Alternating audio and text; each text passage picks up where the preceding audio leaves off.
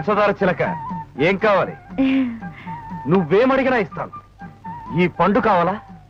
బాగా పండింది, తీసుకో. కవ్వు కత్తా కరం కచా కది కవి కపే కడ కథ కవా. ఇదే నీతో వచ్చింది. కా భాషతో కుదిపేస్తావు. మామూలుగా చెప్పు. ఈ ఉత్తరం చదివి పెట్టవా? ఎవరికి రాసింది? జయకృష్ణ వాళ్ళ అమ్మకి రాశాడు. నేను టపాతం దగ్గర లాగేసుకున్నాను. నా గురించి ఏం రాశాడో చెప్పవా?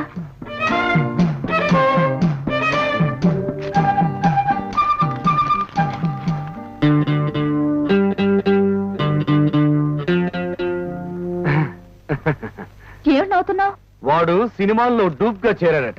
నా గురించి ఏం రాశాడో చెప్పవా? నీ గురించి ఒక్క అక్షరం ముక్క రాయలేదు. అయినా పట్నం వెళ్ళిన వాడి గురించి ఆలోచన ఎందుకు? పల్లెటూరు వచ్చిన నా గురించి ఆలోచించక. సర్లే.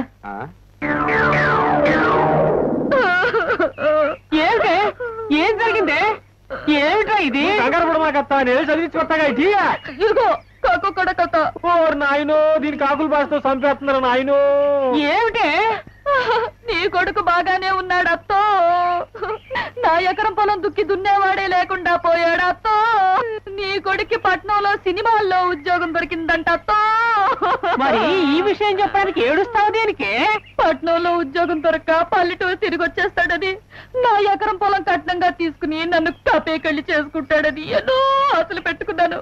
ఇక నాకెక్కడ దొరుకుతాడా అత్తో? ఒరే స్వామి, ఏంటత్తా నువ్వు పట్నం వెళ్ళి అబ్బాయి ఎట్లా ఉన్నాడో చూసిరారా. అట్టాగే అత్త. ఇప్పుడు పట్నం వెళ్తే గురుడు చిక్కుతాడో లేదో, ఎందుకైనా మంచి రాత్రికి చిక్కడు దొరకడు సినిమా చూసి బయలుదేరతాను.